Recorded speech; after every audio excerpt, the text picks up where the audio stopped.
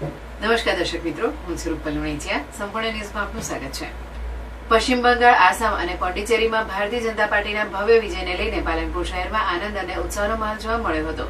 ગુરુ નાનક ચોક ખાતે જિલ્લા અધ્યક્ષ કીર્તિસિંહજી વાઘેલાની ઉપસ્થિતિમાં વિજયોત્સવ ઉજવાયો હતો. કાર્યક્રમ દરમિયાન મોટી સંખ્યામાં કાર્યકરો અને આગેવાનો હાજર રહ્યા હતા અને એકબીજાને અભિનંદન પાઠવી જીતનો આનંદ વ્યક્ત કર્યો હતો. વિજયોત્સવ દરમિયાન ભારત માતા કી જયના નારા ગુંજ્યા હતા અને મીઠાઈ વહેંચી ઉજવણી કરવામાં આવી હતી. ખાસ કરીને ઝાલમુરીનો સ્વાદ માણી કાર્યકરોએ અનોખી રીતે ખુશી વ્યક્ત કરી હતી. સમગ્ર કાર્યક્રમમાં એકતા, ઉત્સાહ અને વિજયની ખુશીનો માહોલ જોવા મળ્યો હતો. આપણા ગુજરાતના પ્રવક્તા પુત્ર અને દેશના યશસ્વી વડાપ્રધાન આદરણીય શ્રી નરેન્દ્રભાઈ મોદી સાહેબના નેતૃત્વમાં 5 રાજ્યોની જે વિધાનસભાની ચૂંટણી થઈ એમાં ભારતીય જનતા પાર્ટીનો જલવંત વિજય થયો છે.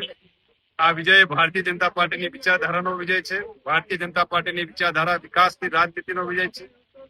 દેશના પ્રધાનમંત્રી આદરણીય શ્રી નરેન્દ્રભાઈ મોદી સાહેબ જે રીતે દેશના લોકોના જનહિત અને જનકલ્યાણના કામો કરી રહ્યા છે, વિકાસના કામો કરી રહ્યા છે, એને આ વિકાસની મહોર પશ્ચિમ બંગાળની અંદર, આસામની અંદર અને મણિપુરની અંદર ભારતીય જનતા પાર્ટીની સરકાર બનાવી આ વિસ્તારના લોકોએ વિકાસની મહોર મારી છે.